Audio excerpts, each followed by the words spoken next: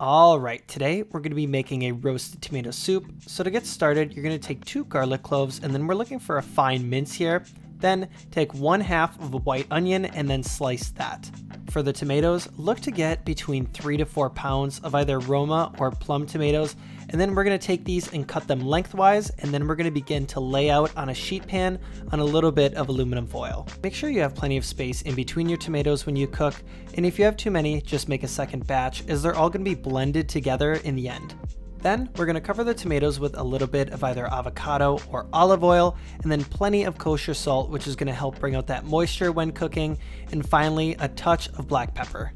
Then take your sliced onions from earlier and spread those around along with the minced garlic, and then we're going to put this in a 400-degree oven, and we're going to cook for between 40 to 50 minutes, just pretty much until the top of those tomatoes start to get a little bit of color and before the onions start to burn.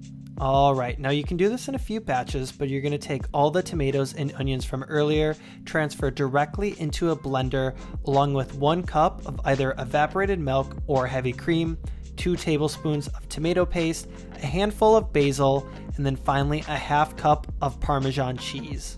Now we're going to blend on high for a few minutes. We're looking for a consistent texture in a smooth and creamy soup, making sure that there's no tomato seeds or chunks of basil still floating around. It's at this point that we're ready for final seasonings, so adding a little bit of kosher salt and then some black pepper, give it one last blend, and then you're ready to serve. For plating, I'm adding the soup directly into a crock, adding a touch of fresh basil, and then of course the perfect combination to a tomato soup, a grilled cheese. If you guys like the video, please like and subscribe, and I'll catch you in the next one.